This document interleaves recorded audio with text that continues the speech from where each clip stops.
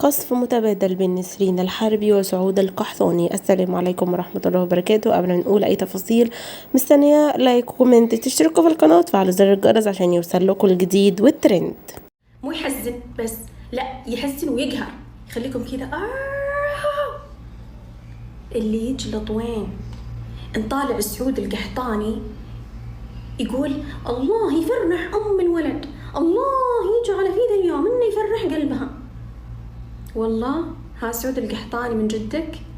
طب وأم الولد اللي توفى الله يرحمه، الشعورها يوم شافت ولدها قبل لا يموت متألم، ما مات موتة عادية، حتى ما طلعت روحه، لا كان قاعد يتألم، يقول لهم بموت، أنا بموت، يرفسونه يبى حد رحمه، يجي واحد من بعيد ويعطيه وهو خلاص بين الحياة والموت، ارحموه، ما رحمتوه. ابن عمي ايش فيه يا اخي؟ ما في قلبكم رحمة؟ حيوانات وترحم، كيف كذا ربي قس قلوبهم ما تدرون؟ هل كانوا في ذاك الوقت بوعيهم؟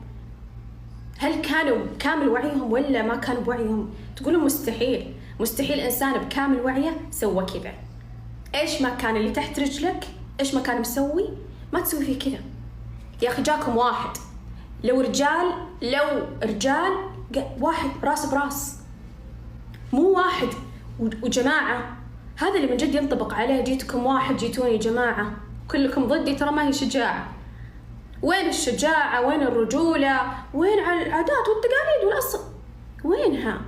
جاكم واحد، ارسلوا له واحد، اتفرجوا من بعيد، إذا مرة خاص مو قادرين خلوا واحد. كثير كأنهم ضباع على غزال، كأنهم ضباع على فار. الولد ما لكن علشان تدرون بالهجوم جات واحد تنسلقها تقعد تتكلم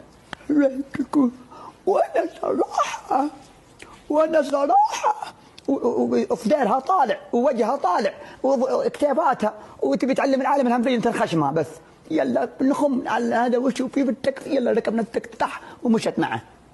العين ابو ذا العيون، اللي نقر كذا. ولو يجون لكم انتم تكتبون صحيح قسم بالله اتركوا المظهر واتركوا الشكل. ليه؟ الموضوع الرجال هذا ترى ما هو علشان شيء. العين ابو ذا العيون.